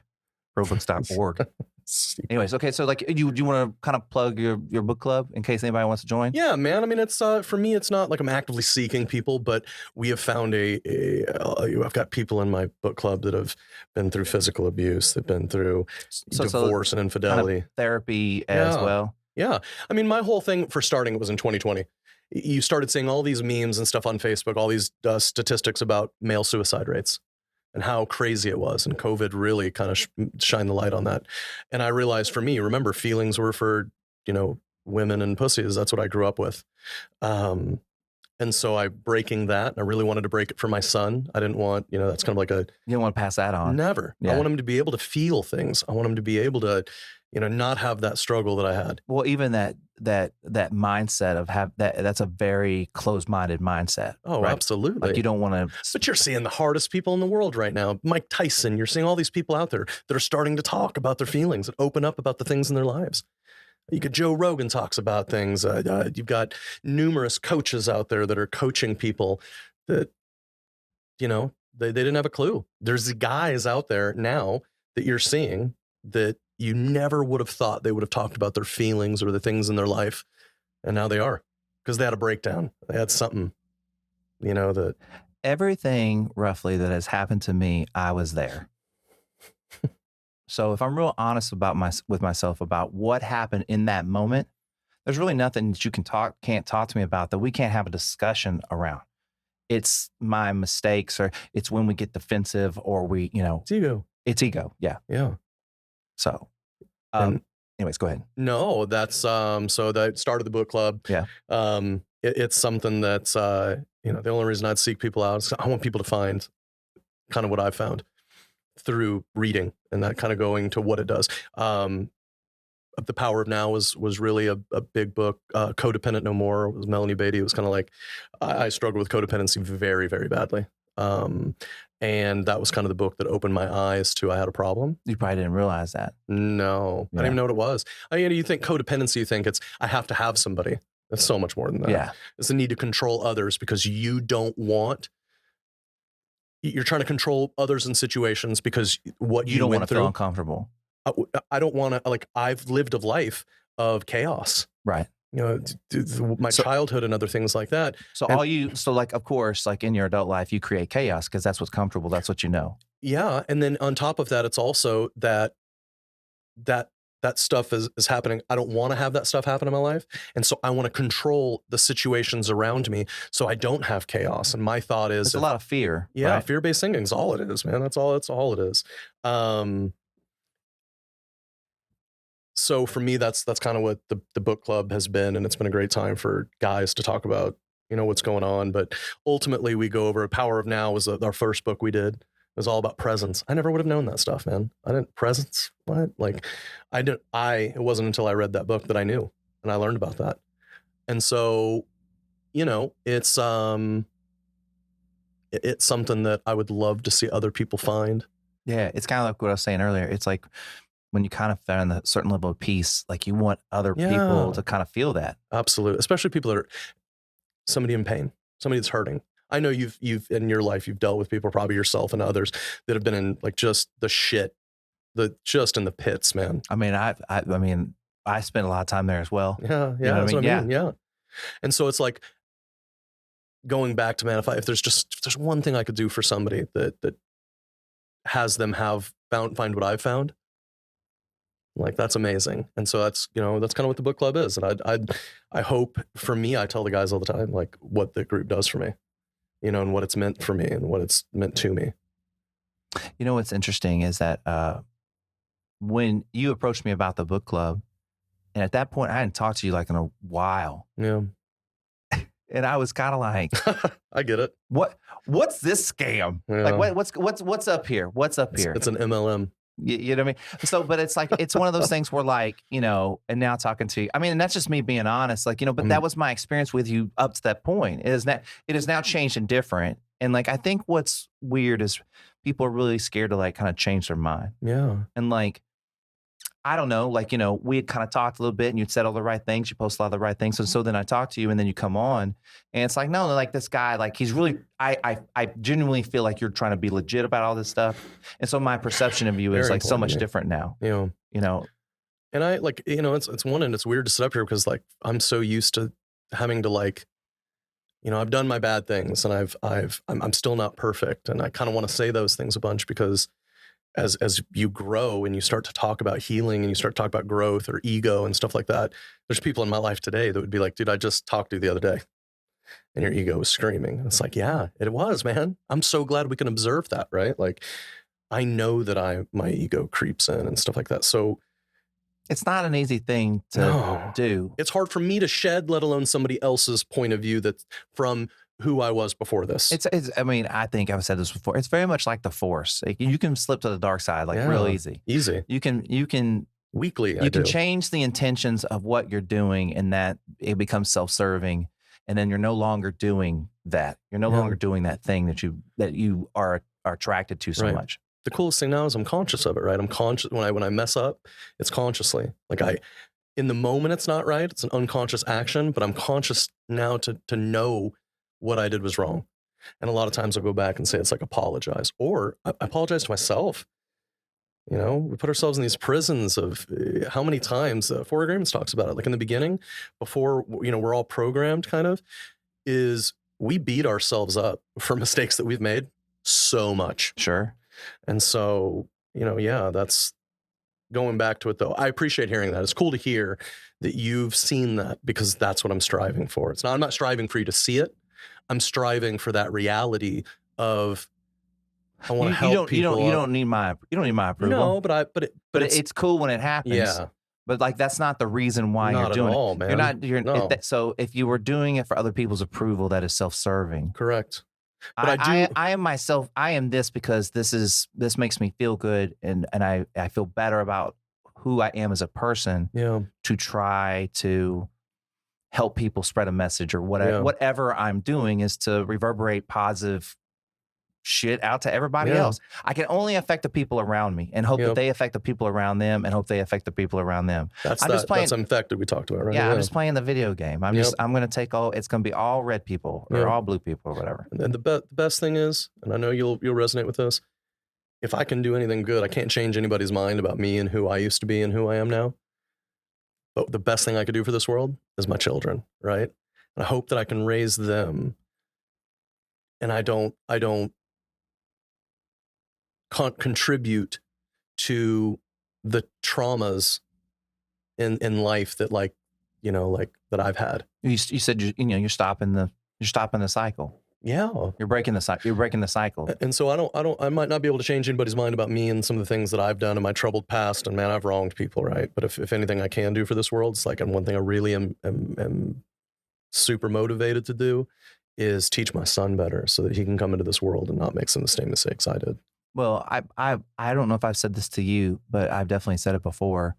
Your daughter is going to marry someone that's like you. Yeah. And your son is going to treat his wife and girlfriend the way you treat the mother of their responsibility. Children. Right. And so it's very important to remember that. I think about all my actions and remember, like, you are creating the ultimate dude in your daughter's mind. Mm-hmm. When she thinks of a man and what she should marry and what she do, it's going to be you. Yeah. So you better like really pay attention to what you're doing. Yeah. I already have a lot of explaining to do already. Yeah. You know, hey, daddy, why are your skin colored and everybody else is like normal or what? You know, I mean, there will be those moments. Yeah. You know, but that's like, it's very important. You know. So, anyways, go ahead. Sorry. No, that's it, man. I mean, like to put a bow on that, it's like I for a long time really did. There is people in the groups and the friendships I've had in the past and the circles I've had where I've acted like a fool and just kind of really represented the version of me that you had in your head 5-10 years ago, right? Can I really say, Please, there's two approaches you could also take there. please. You could go up to those people and go, hey, I'm sorry I was a dick. Yeah, Or you can just stop being a dick yeah. and set an example, just move that forward. Because when you talked about earlier, like bringing stuff with you, sometimes apology is warranted, but sometimes it can be like kind of self-serving. You're like, I'm doing this because I need it, and it should be doing it from a place of like being genuine. Mm-hmm. And so, you know, it makes a difference, I guess. You know, and then it's like there's always balance, and you show yourself grace because Right. everybody's fighting their own freaking battles, Right. man. And there's so many fingers pointed at you, just the same way you pointed your finger at them. And the reality is we were all just doing the best we could with what we had. We're Yeah. unconscious, right? Hopefully. Yeah. And so that's like what a cool thing is to bring that about and kind of going forth. Like, what do I do to keep my life moderated?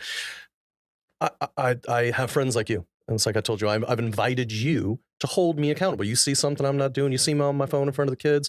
You notice I say something that maybe I shouldn't have. Like, I love that you would take the time in a way with empathy and grace. But right? I mean, delivery matters. Yeah. But it's like, yeah, And because bro, so- I seek people out that do that. no, for me. but I think this is a really great. I thought this was a really great conversation. But we had right before we started, right? So, because you'll probably never see this footage. Justin had last time I recorded, Justin had said something that was just unfavoring about a subject, and so I just told him, I was like, "Hey, I didn't like that." Yeah.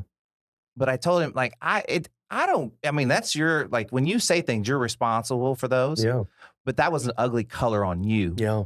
Like, it wasn't about, that's not about me. Yeah. And this is just my opinion. You can tell me to fuck off. But like, the point is like, if I bring something like that up, like if someone brings that up to you, you should at least consider like, hey, like, are they right? Like, are they right? Like, you know, and like, you have to make that judgment call. Yeah. And hopefully if you're a good person, you make the judgment call and you go, you know what? That was kind of shitty. I shouldn't have done that. I need to apologize. Yeah, there's a level of like, you know, it's like you said, there's a little level of discernment, but what a beautiful gift you're giving to me or, you know, whoever, when you're able to tell somebody something like that. But again, it's all about, Well, because it's all about consciousness. I mean, this goes back to that word. I want to become more conscious. And the thing is, I walk around a lot of life unconscious because of, I don't know. Right. And so again, to me, again, it has to be, I've had challenges in my life because I've had a lot of people in my life that will bring something to me and my attention about what I'm doing or not doing right. It's very hard for me to take that when that person is doing nothing to become more conscious as well. That's all ego right there. I realize it. Yeah. Me too, and even saying that. But for me, I can say,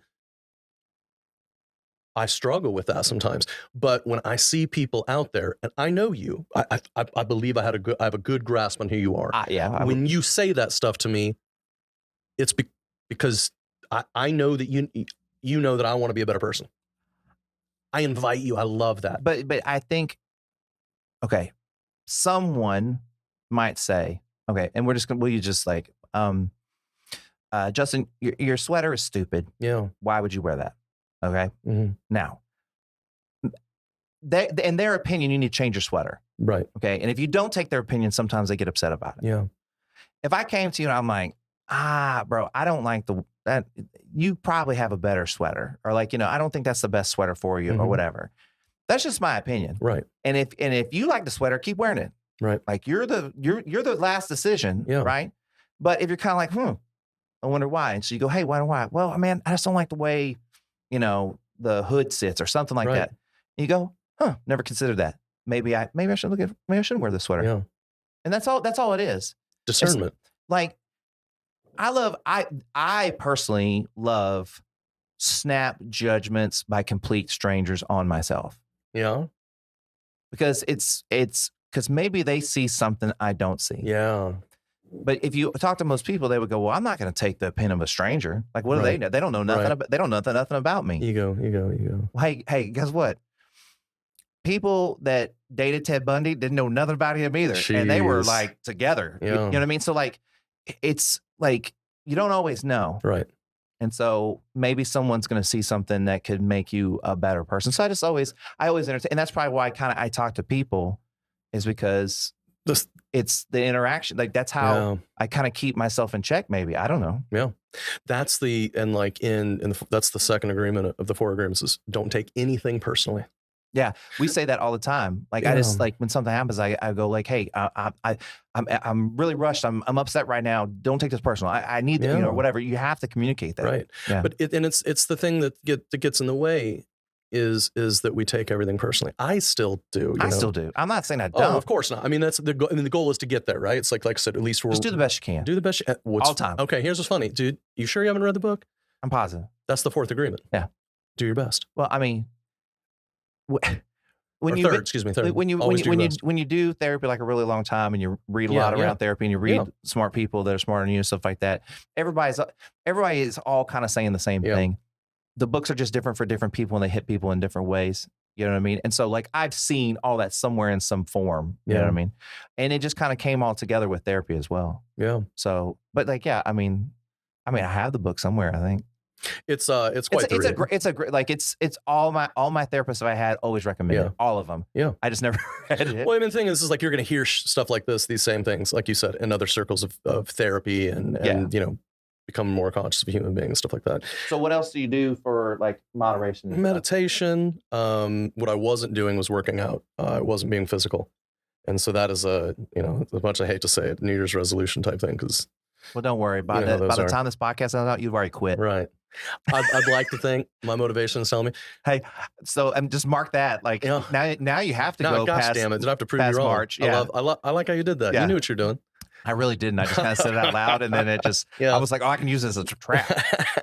But working out it's hard when you first start, and I'm feeling that right now. I'm sore. Yeah. But I know that when I was working out, the feelings that I had. It's the same thing with meditation. So right now, it's like, what else am I doing? Reading is huge. I read all the time, reading 2 books.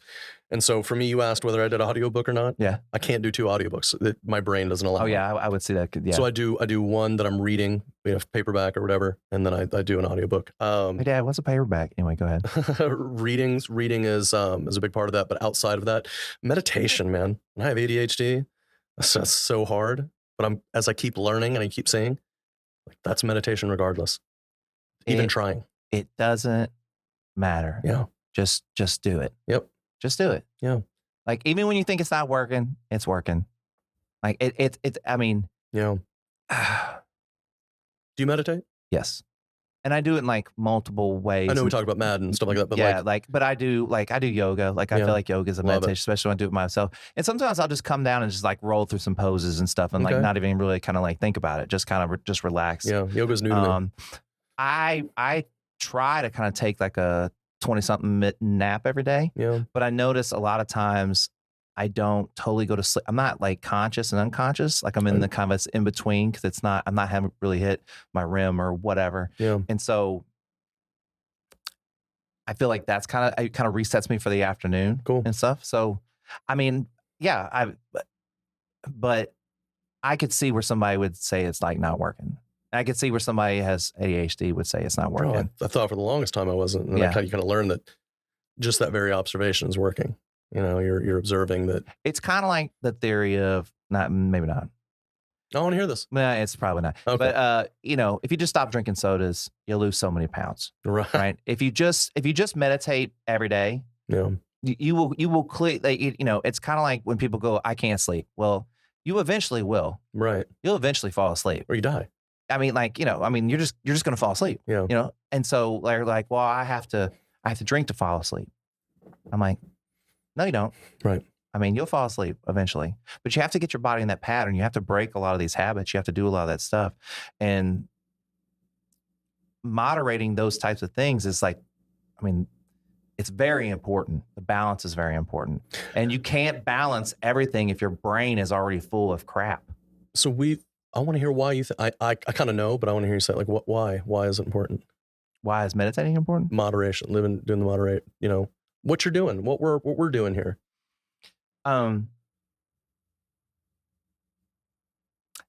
Your life is a bunch of buckets. Okay. And if you're putting too much into one bucket, it throws everything off. Right. And so maybe at times certain buckets need more attention, Right. but that should be very temporary. Yeah. And maybe it's a goal or something. So say like you're going to do like a bodybuilding show. Okay. So for a temporary amount of time, your diet and stuff, this is very important. So these other buckets might not get quite as full. Right. But you should definitely take a break from that. And then you should try to get that back to even again, no matter what that is. Right. And I think what happens is we tend to leave stuff in buckets that are comfortable or that we like more or whatever. And so I like drinking booze. I don't like meditating. I'm going to pick booze. Yeah. Right. So, I think that it just helps. The moderation is just keeping balance of your life. In the last, over the pandemic, I started doing yoga and running sprints at parks. And I changed my total workouts and how we do them. And I do a lot of walking now and just all this other stuff that I just didn't do before. And I feel like better than ever. Yeah. I'm also I have no ego and I'm not really vain about it anymore like I used to be. Yeah. I mean, when you're a young guy, you're very vain. Oh yeah. You know what I mean? Like I'm six pack abs. We thought vanity ran up until, before you and I started talking. I'm not gonna lie. I was really jealous of the situation from Jersey Shore. Oh gosh. I mean, just bro, he had like 8 abs or something like that. Yeah. I was just like, I'm not gonna do all this. We won't say he did steroids. Maybe he did. Maybe he didn't. Right. Whatever he was doing, I don't have the energy for that. I can tell you that much. But it's cool. Absolutely. I mean, I would love to look like that. Let me tell you something. If I look like that, I'd lift my shirt up all the time too. Yeah. Once you're proud of your work, right? And it's just that balance, right? Moderated. It's like you want to be confident, you be proud of yourself, but you don't want it to be too egoic where it's like I guess that doesn't lead to too much moderation. If I'm like that right over there, type. I'm like this is the situation. I'm like this is the situation. You have a name for it. Yeah. Well, he had a name for it. I didn't come up with it. Well, man, okay, so let's hear it. You're the only person that's done the podcast twice. So I feel great about that. Because a lot of people will have done it once and we're like, oh, I would do it again. Yeah. But since we didn't get a recording, you've actually done it twice. So how you feel about doing it the second time and I don't know, have fun? Oh, I was this is a lot of fun.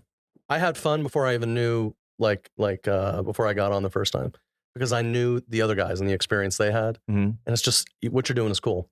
You know what I mean? Yeah. So I like that, and I can appreciate this. You vetted it first. You were like, I'm going to listen first because I want to see what this guy's up to. That's why I didn't say yes at first. Right? Yeah. But I just appreciated that you actually listened and you're like, oh, okay, I'll do it. Yeah.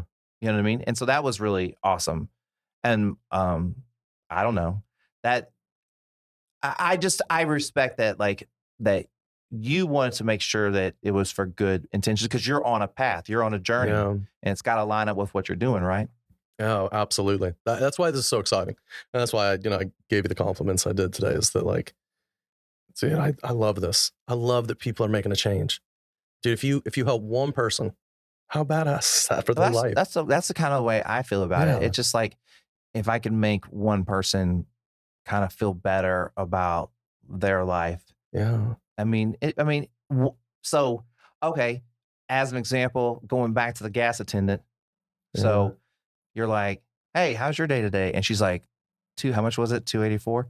268. Yeah. You're like, oh, okay. Well, have a good day. Maybe the person behind me is having a bad day and maybe she approaches that different and then it spreads. Yeah. Like a pandemic. Yeah. But a good pandemic. Yeah. We call it the good pandemic. I don't know what we call it. Spread. It's just. Be a super spreader of life. Yeah. Be a super spreader of positive vibes. Connectors we talked about. Yeah, connectors. Be a connector. Super spreader sounds better though. It sounds cooler. It's like the Ninja Turtles, like Super Shredder or something. That's where my mind went. No, my mind just went to like a superhero. I like that. Like Super Spreader, the hero, because he's spreading good vibes. All right. Is his name Good Vibes and he's a super spreader? Or is his name Super Spreader? My mind's going so many places right now. He looks kind of like Superman, except he's called Super Spreader. Yeah. And then he's just when he flies, he's like, good vibes. I love it. I already like this guy. I really do. It's a horrible idea. Hopefully by the time this comes out, like we're way out of this and it's funny. Not like people are like, oh, you're saying too different. Oh man. Well, man, I truly appreciate it. Like, it was great the first time. It was great. It was great this time. I'm glad that actually people will get to see a lot of like what we kind of talked about and stuff like that. And you know, keep doing what you're doing. Hey, I appreciate it, bro. I really do. And I appreciate you doing this twice after my reaction was pretty good when it didn't record, right? You handled it better than I would have. Period. I think I just went, oh man. Like you might maybe kind of closed your eyes a little bit. And I was just like, oh. And then my mind, do you know what's funny though? Is this is a good example. The old me would have went straight to being pissed off. Yeah. Okay. The new me went straight to, what do I have? What are solutions? What can we do? How can we solve this? How can we fix this? How can we move forward? Yeah. And like having that mindset, if someone makes you mad, okay, you're allowed, you can be mad for the rest of the time. Yeah. You want to be mad. But the quicker you get over it, the better your life's going to be. Absolutely. Because you're not stuck, you're not holding on to something. And so when bad things happen, I might not get past it for 3 or 4 days. Yeah. Sometimes I get past it in the next 10 minutes. Yeah. But I'm always striving as fast as I possibly can that I think I can process. So in that moment, I was just like, he's crying over spilled wine. Yeah. Because that's why that all happened in the first place. Okay, so total back. I mean, if you're still hanging in with this, then we're good. So the reason why the recording messed up is that I had a glass of wine by my chair, and Justin had brought the coffee in, and we were talking about coffee, and so I just casually threw the bag over the edge or whatever, and I'd forgotten that I had wine.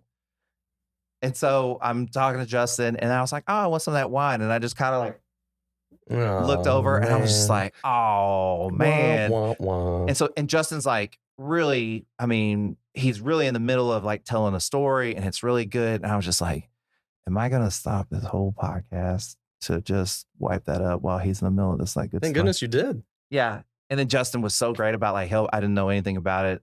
Because I only drink this organic wine, I just started doing that. So you were like, oh, I've cleaned up wine before, and we got it. So yeah, the first thing he said when he came over here, he was like, "Hey, there's no wine stain. You're good." Yeah. But yeah. So then after that, because Joe, you weren't here. It's all your fault. I'm blaming it all on you. It's not really Joe's fault. It's my fault. I didn't push record, so we didn't after the spilled wine. After spilled wine. So there's about 30 minutes of a good podcast talking about coffee. I'm gonna tell you, it was the best. That was the best 30 minutes of a podcast, in my opinion. The first 30 minutes. Yeah. Well, no. Excuse me. The part after that, when nobody saw. Oh yeah. Well, nobody saw. Yeah. But it was a lot. I mean, we have these kind of conversations all the time. Yeah. So it's not it's false or fake. I don't feel like. Not at all. So, anyways, all right, man. You can push that mic out. Why? Yeah. It's not like that, bro. Give me a hug. Hey everybody, you can't drink weekend coffee without a weekend coffee hoodie. You can find it on amgpstore.com.